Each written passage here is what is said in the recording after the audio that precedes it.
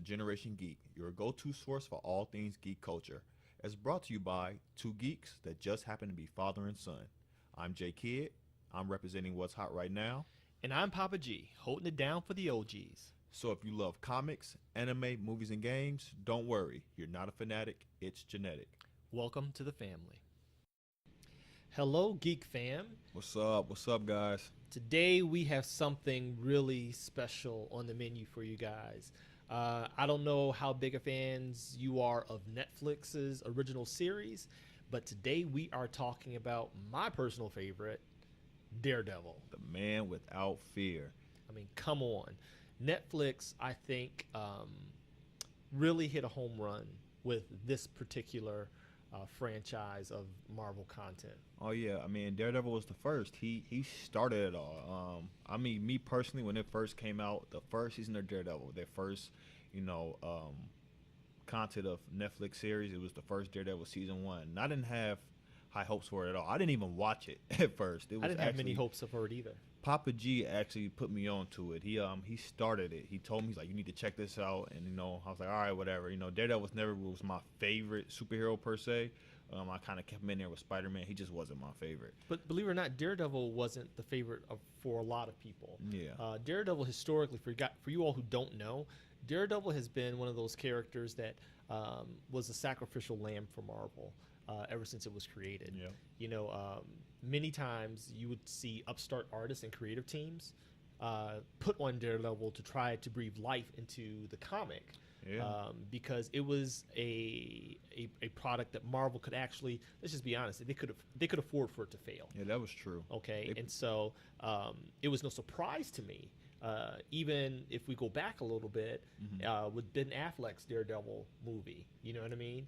Marvel wanted to kind of test the waters per se, because prior to that, the most successful one had been Blade. Yeah. You know what I mean? Blade franchise. The Blade movie. The Blade movie, not the franchise. I can't say the franchise. That third one was terrible. But with what Snipes did with that first one, once again, Blade was something they could afford to fail. Yeah. It was low budget, and it made nothing but pure profit for Marvel. When they came back with Daredevil, they kind of upped the ante a little bit by bringing in a heavy hitter like Ben Affleck and Jennifer Garner.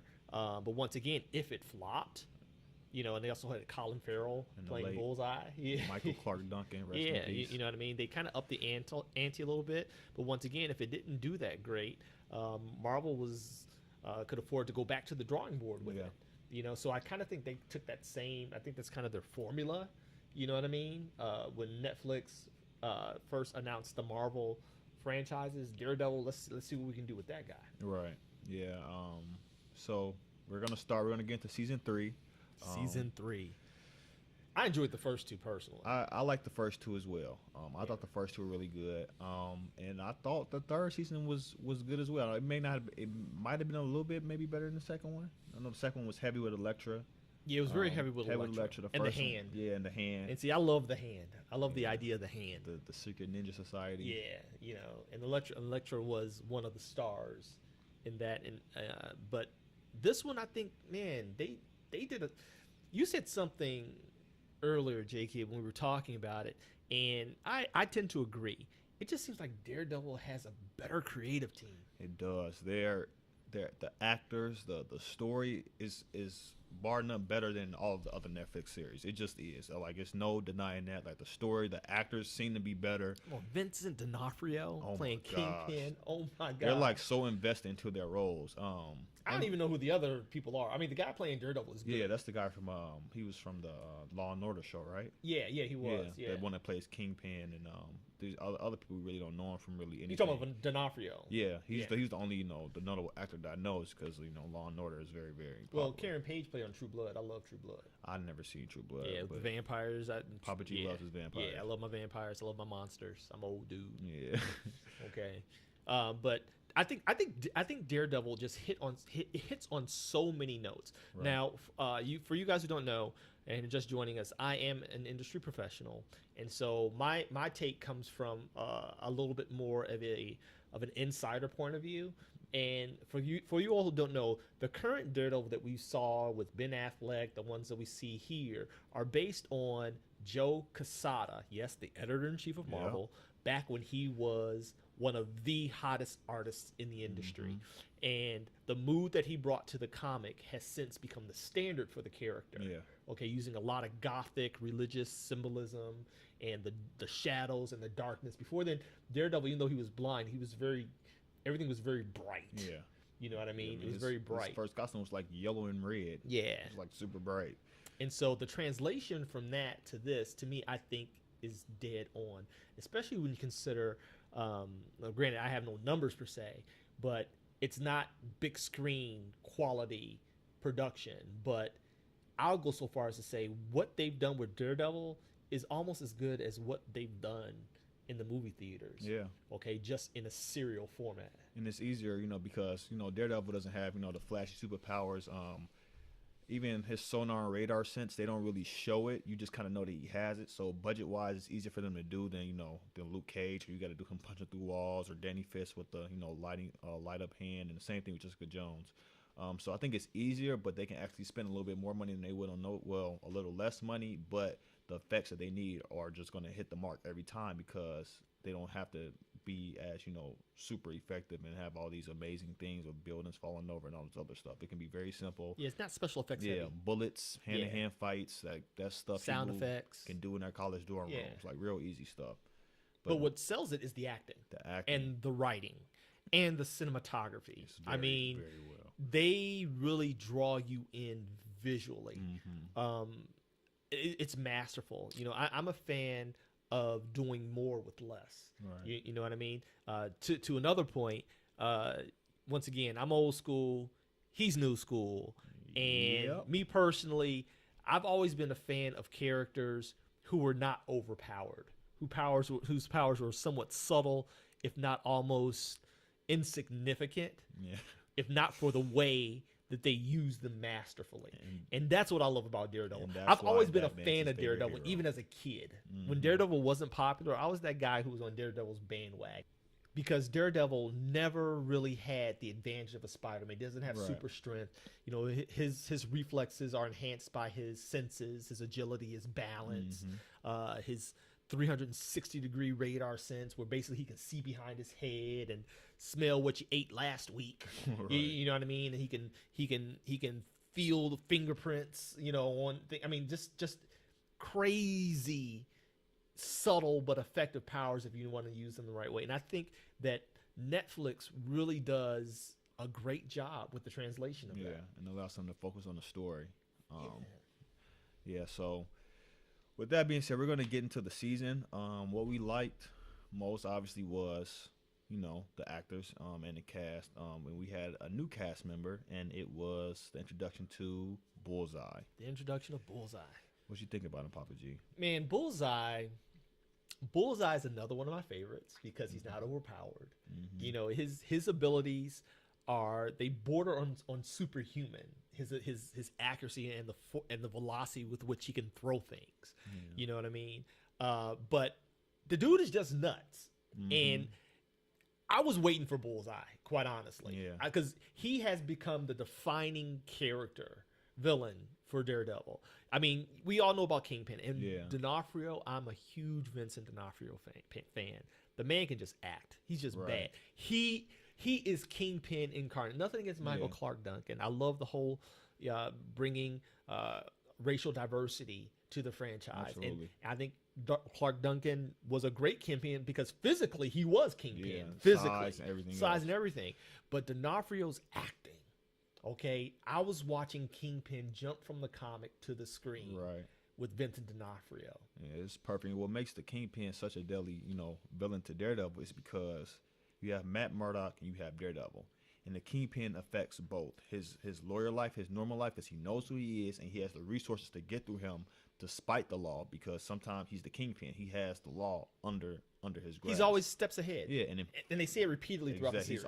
He's always 3 steps ahead of you. He can afford it. He got the money to pay for all the lawyers, so he can combat Daredevil in that sense. And then the physical, he's so unhumanly naturally strong. Like the stuff that he can do, he is such a threat to Daredevil himself, the fight and everything else. So that's what makes him the perfect villain to Daredevil and Matt Murdock, because he can go against both of those sides. And what I like about Kingpin's character, for you all who may or may not be fans of the comic book content, forgive me, I'm always going to reference the comic book content because I'm just that old. I know many fans of the Marvel Universe are fans from the cinematic universe. Yeah. And though I am truly one of those as well, I am very much a purist with the original content. And so for you all who don't know, Kingpin, he's this dichotomy character, right? He wasn't always this polished, top of the heap, master, organized crime boss. He came from the gutter. From nothing. He came from the gutter. And it's almost like you see the seething rage underneath him that he fights all the time. His savagery. Like he's trying to fight who he was and live up to this role and stay in character with his position. Right. You know what I mean? And D'Onofrio delivers that in this series. You see this hidden rage, as if he's always containing himself. He's always breathing. But every once in a while, he's got to beat the crap and kill somebody. He lets it go. He's got to let it go. Yeah. I love it. I love it. But once again, the cast is incredible. The guy who they brought in for Bullseye, oh my gosh, the dude, he played the role. Yeah, he played his part. You really saw the psychopath nature of him. I can't remember the guy's name that played Daredevil in the movie. Who played Bullseye or Daredevil? I mean Bullseye. He played Bullseye. Colin Farrell. Yeah, Colin Farrell. He tried to act crazy, insane. Like, as you guys know, with most crazy people, they don't like just let it loose. Like, they try to contain themselves and keep it under wraps. And you can see that in the Daredevil and the Netflix series. I don't know the actor's name. We have to look him up. But you can tell that he was trying to fight that nature and try to seem If you know normal. his name, leave it in the comments. Yeah, leave it in the comments. We want to give the dude his props. But you could tell he was trying to hold it in himself. He was trying to keep it under wraps, and then when he was alone, you would see him just let it go. Like, it shows him from his early childhood with him killing birds and killing his coach and all this other stuff. Like, you could see him, and he just was as a kid, obviously you can't hide that stuff, so it's just you just being a kid, you just say how you feel. But as he got older, you saw he was trying to hide it. He was a stalker. Like, he was a real creep. Like, you could tell like something was really wrong with him. And I think that made him that much better. That made him that You much like of that? I love But it. see, now here's where we diverge. Remember, we are father and son, but we are two totally different generations. And because I have history with Bullseye, Denny O'Neil, who was at one time the editor-in-chief of Marvel, who did a long run on Daredevil, I think it was him, correct me if I'm wrong, but they actually brought that into Bullseye's character, that he was this tortured soul, okay, and that he was abused and all this other thing. And believe it or not, sales and fan reverb came out big time because we just want him to be crazy for crazy's sake. Right. Kind of like Joker is. You know what I mean? We don't really want to know why he's crazy because it kind of lessens the character. You know what I mean? I love the line, and what was it in The Dark Knight when Alfred said, "Some men just want to see the world burn."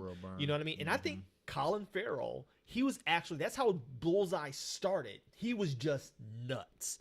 He had to be contained because he would kill whenever, wherever. And I think it was a Denny O'Neil's run that they gave him this tortured past history that was played on in the Netflix series, okay? That he was an abused kid, he was orphaned, blah, blah, blah. Right. You know what I mean? And granted, it adds a certain layer of depth, okay? But the problem that I had with it is that if you're going to go there, give me all of it. See, Netflix, one thing I didn't like about it was they only gave us 15 minutes of Bullseye's backstory. Trust me, we checked. It was 15 minutes. 15 minutes. We scrolled through the timeline. We watched it. Okay, it was all like 15 to 17 minutes of nothing but Bullseye. Yet you gave Karen Page a whole episode to herself. What was it, episode 9? Yeah. 9? Karen. Yeah. No, 10. It was episode 10. Karen. Yeah. 46 minutes of Karen. Who cares? You're right. She's really not that important. Who cares about Karen? She's not even Page? like Patsy Walter, who becomes Hellcat. She's like really nobody. Like, she's nobody. Who cares about Karen? Okay, give me a full episode of Bullseye. Show him killing birds as a kid. Yeah. All right. Show his parents who orphaned them or they died or whatever happened, but show that it may have been some kind of genetic quirk in his family. They were all kind of nuts. Yeah. You know what I mean? And that he has to fight this. But you only give me 15 minutes of such an interesting character, but you give me an entire episode of Karen Page. Yeah, I agree with that. It definitely should have been a lot. He should have had a whole episode Didn't dedicated you skip to that himself. episode? I did. I skipped all the Karen Page. I seriously, I started it, and when it said Karen, I was like, okay. So I'm watching it, and it starts with her. I think she was like getting high or something with like her boyfriend, and I knew what it was because they referenced it early in a couple earlier episodes about her killing her brother. Somehow being responsible for her brother's death. So when I saw that, I'm like, oh, I already know what this is about. So I went to the end, and I want to see how he died. And it was a car accident. So I'm like, okay, that's all I need to know. That's it. And I just stopped watching the episode. Like, that really was it. It was definitely should have been more bullseye. I definitely agree with that. We also had a new character, Officer Nadeem. FBI agent Nadeem. Yes. Yes. He was a very, very interesting character, and I think a lot of people can relate to him. Where you just see, because it starts off showing his life, and you can see that things aren't really going his way. He has his family. He's trying to start off as a good cop. You know, he wants to look out for his family. He's paying their bills, but secretly he's going under financially. He's losing his house. His wife is trying to keep things under wraps and trying to keep their son happy. So it's like it's real life. People can relate to this. And then of course he gets involved with Kingpin. And it starts off innocent. You know, him trying to do the right thing, and obviously he starts to be corrupted in some ways. Nadeem was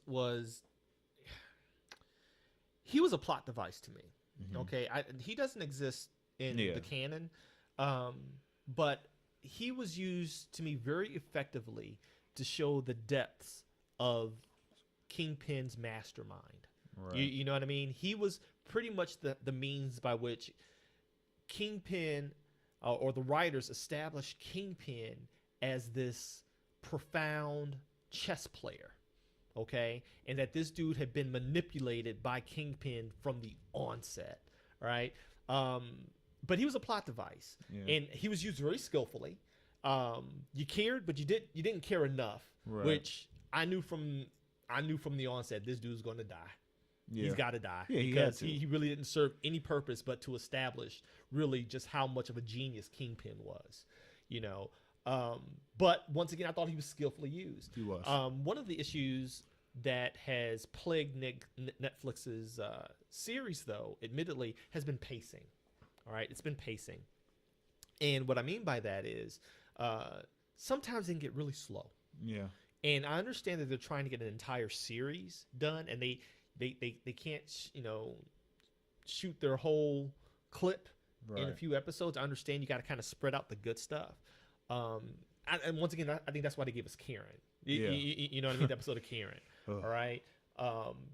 But if you are a fan, I think that it's masterfully done to the point to whereas the pacing is tolerable. It's definitely not as dry as Iron Fist. Definitely not. Iron Fist was like watching paint dry. Okay, I was surprised it even got a second season. They kept you engaged enough, and things mattered enough. Like even in Karen, the episode that you skipped, there were a few pearls there that connected to the next episode. You know what I mean? Or connected dots as to why this chick is so jacked up trying to redeem herself. Right. And I get it, but I still really didn't care. You know what I mean? You connected dots that I really didn't care to have connected. Yeah. You know what I mean? They brought in Daredevil's mom. Yeah, Sister Maggie. Sister Maggie. As some of you guys know, the guys to read comic books. This particular story, this season 3, was from Daredevil Born Again, which shows him, he's beaten and he's down on his luck and stuff like that, and ready to give up, and he's hurt. And then it brings in Sister Maggie. We find out that it's actually Daredevil's mom, and I don't think she got her origin. For me, I don't feel like it was enough. For me, because it just showed her, she like had Matt. She fell in love with his father, obviously, and she kind of had dealt with postpartum, which I guess is trying to relate, to the real world, and how it's an actual issue. But besides that, it wasn't really much in her story. Like I want to actually see more of her than I did. I thought Karen. It was me. I thought I was just the only. I wanted to see more of her and Matt's. Daredevil as a little boy, her and Matthew's interaction in the orphanage. Exactly. I would like to have seen what that history this entire looked time like. Growing up. She's been there, not knowing that. I would have liked to have seen more of her story. Yeah, they could do anything like him fighting the kid and getting beat up, and she's wanting to like help him and like But he said she was mean. be a mother to him and decided not to. Like, I want to see that. Right. And she talks about how mean she was, and because you get introduced to her after the Midtown explosion that happened in the Defenders, right? When no one knew what happened to Daredevil when he sacrificed himself, and so that's when you first meet Sister Max. She's nursing him back to health, right? But there's all this alluding to how mean she was, you know what I mean, and how stern she was. And believe it or not, I actually forgot that was his mom, and I read that series. Really? I was like, oh yeah, that's his mom. When she revealed herself, but I'm like, man, you could have given me what that relationship looked like and how hard it was for her. Give me her whole story, because you end up sympathizing with her later. You know what I mean? That she even though she was a nun, she wasn't a good mom. Right. And that was a great parallel. Yeah. You don't expect a nun to have that much damage. Right. You know what I mean? She had a lot of luggage. Yeah, and I'm like, why? Because you think you betrayed your faith one time with a man and you fell in love with him. I mean, I understand. But, like, yeah, that makes sense. And another thing was how he found out. He heard her upstairs praying and revealing that she was his mom while praying to heaven to try to talk to his father.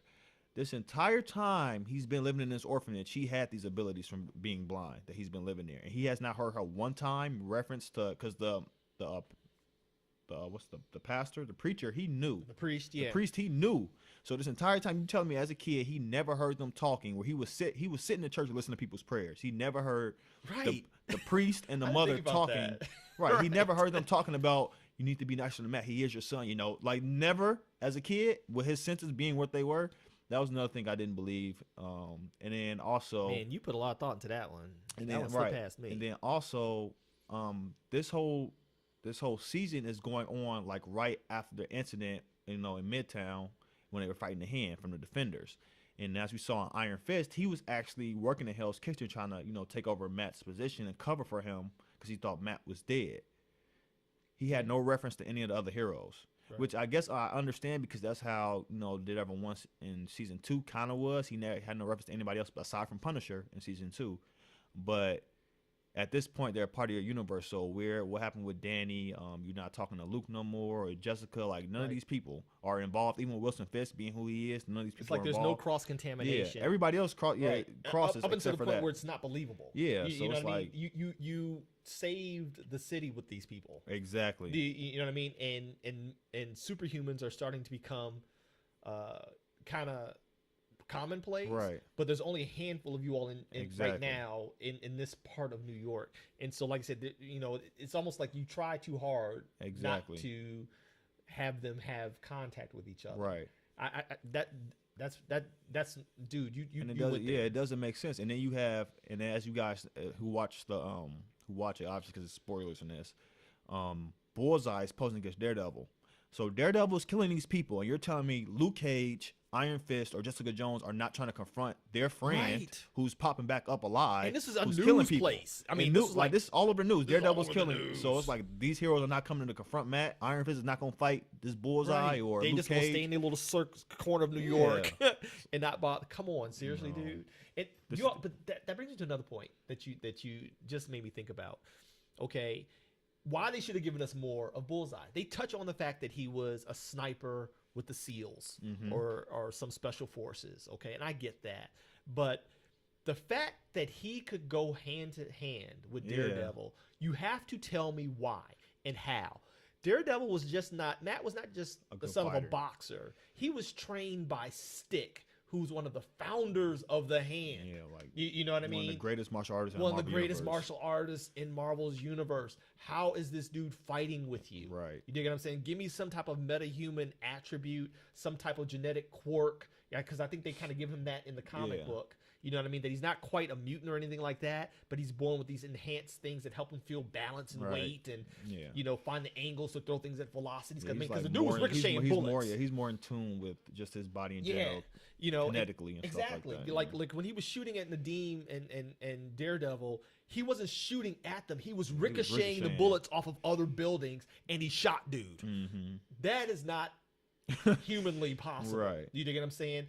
And now you have this dude, just because he dresses up in your suit, that because Daredevil had this crisis. He got his butt beat. Yeah. And he's like, I can't beat him. He actually Right. said, I can't beat him. Kingpin found somebody who's better than me. Yeah, and it's like how How? all this training Because they don't do that in the special forces. I was in the military. Okay, I was in the Right. military, and I was actually recruited by special forces. All right, and hand-to-hand combat, though you're taught it, it's not a specialty unless you study it on your own. Right. Okay, it's not like they take SEALs and Green Berets and they all take years of extensive martial arts it's classes. specialized. No, that's specialized training that they pursue on their own. Right. Okay, it's not part of military issue. You understand? Mm-hmm. So my question is, how is Bullseye able to do this? Because even in the comic book, I think it was in with the one where Daredevil was taken over by the demon of the hand. Shadowland. Shadowland in the Shadowland series, when I hope Daredevil they do that. when Ooh, I Daredevil hope they do that. sit the whole hand on him when he was controlling the hand, and Bullseye beat all of them. He beat all of them. Every hand ninja, he beat them all by himself. Okay, Bullseye is bad. You gotta tell me why. Exactly. You gotta tell me how. That was another part. They, like I said, like we said, they wasn't enough Bullseye. It just wasn't. Like enough you have Bullseye. to go deeper first. And for him, between him He's and a heavy Kingpin, hitter. yeah, he was carrying this season because he was the person to oppose, Daredevil aside from Kingpin. But we already saw him fight Daredevil before. So, and he didn't fight him till like the last. Yeah. Here's the last episode. So the entire time is Daredevil and Bullseye fighting. So you definitely have to give us more of that. You gotta give us more. Well, we get to see more of Vanessa. Oh, finally. Yeah. And she was kind of confusing to me. Aside from the comic book, because that was In the comic book, she had cancer or something. yeah, She died. She died, and that was Kingpin's compass. She was his true north. yeah, his true north. His true north. She was well, I don't even know. I didn't even think about that. I forgot all about that was in the episode. In The same season. thing that Bullseye needed. Right. That kept him somewhat sane. Yeah, so in the comic books, that's what she was, and then they brought her in, and she's kind of twisted. So for me, I But you don't know that. It's like they never allude to that. yeah, they never allude to it except for when she orders the kill on But even that was kind of like, I mean, they built up to it as best as they could. Right. But if you remember in the previous seasons, when we actually saw when he met her, she's this very poised and coiffed and mature beauty who is very sophisticated, Right. upscale art galleries and all of this. And she's intrigued by Wilson's air, his dichotomy, swag, and all the other stuff. But there was no hint that she had this wild side. Yeah, it was crazy. You It know was what I mean? like out of nowhere. So Like, for me, out of I thought it nowhere. was gonna make him like see that like there's no such thing as a good thing. Like, Honestly, I was expecting her to die. yeah, me too. I did. I thought Bullseye was gonna kill her and it was gonna set thought she Kingpin was gonna loose, die. Right. and he was just gonna go on a tear, and then he was gonna really become Kingpin and just be savage to Right. everybody. So that was another thing that was very strange to me. Yeah, it was just strange. I thought he was gonna see that part of her and be like, dang, like Right. Because actually, believe it or not, we didn't need her. you didn't. You didn't. The series didn't need her. I mean, it was enough that you knew who she was, Right. and that he was monitoring her whereabouts. You know who I did like though? I liked his handler, the guy who handled all his business. Yeah. What was the dude's name? I can't remember. The British guy. Anyway, he was Kingpin's fixer. You know what I mean? And I like the fact that he says, "I don't fix Kingpin's problem. I make them disappear." Right. When Karen Page confronted him, and she was terrified. She's like, "This dude," you know what I mean? He was a great character. Wesley. No, Wesley was the old fixer What? from season 1. That's the one that died. The one that died that Karen shot. Okay, that she confessed to. Right. I forgot this dude's name because I think he was masterfully used. You know what I mean? I think he kind of flipped on Kingpin a little too easy. Yeah, that was way too easy. When I'm like, Daredevil, he been in this life way too long to flip like that. He would have went to his grave. He flipped real easy on Kingpin when Daredevil pulled the old Batman thing and hung him from a building by his ankles. And broke his leg. Vanessa didn't care. Yeah. You know, I think she would have been more powerful had she died. And that's the truth. I know that sounds That's horrible. true. Okay, but she does more to submit Kingpin as a character with her dead. Yeah. You know what I mean? But you got this one episode where she fully embraces who he is because she's been lonely and by herself and cry me a river, and now tell her everything. hold the back, no details. That's my Kingpin voice. Okay.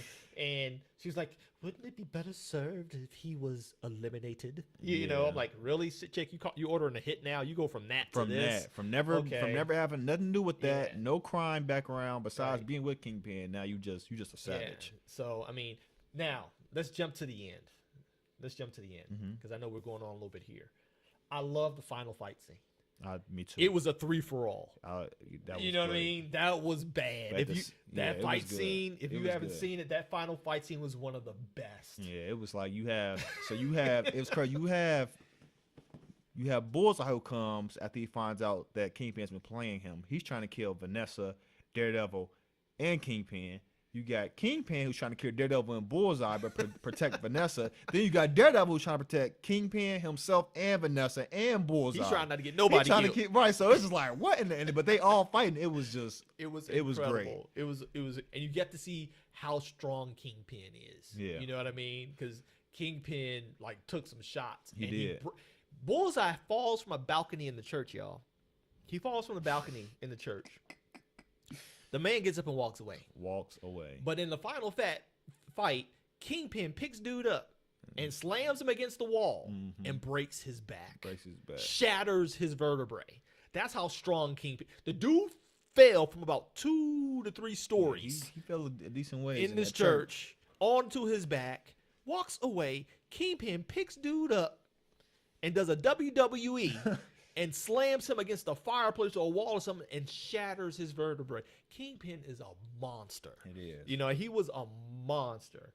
And so I think that it ended okay. It's funny. We were watching, me and your mom were watching it. And tell me if you agree, J Kid.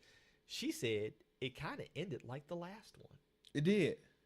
It kind of did. I didn't think about that. It kind of did. And you got to know, Mom's is not a huge. She kind of gets comics and stuff by osmosis because of her husband and her son. But she made that observation. Says it kind of ended like the last one. He goes to jail. Yeah. And she goes off. Right. Yep. He goes to jail, and Vanessa goes off. She disappears. The same. I didn't even think about that. Oh wow. I'm like, you could have gave us something different. Yeah. He back in jail again. He's back in jail, and he's already proven that no jail can hold him. Yet he doesn't qualify for a superhuman prison because he's not superhuman. Like the Raft or something. Right. And so we know they exist because it's connected to the Marvel Cinematic Universe. Actually, they mentioned it in this one. You know, I think Nadeem or somebody mentioned it. Somebody mentioned the depth of his influence and to put him away in the Raft. Yeah. Okay, but the Raft is for superhuman criminals. Like they were in Civil War with Captain America. And Kingpin doesn't fall into that. He's just an extremely strong and powerful human. I'll throw his butt in there. He's too strong for me. Yeah, he got too much. So anyway, that's our review. If I had to give it 4 out of how many out of 4 G's, I gave Daredevil a legit 3.5 G's. I on agree. a 4G scale. I agree. Same with me. 3.5 G's. 3.5 G's. Not a complete 4. The first one definitely would have got a complete 4, but this one 3.5. It wasn't bad. It was very interesting.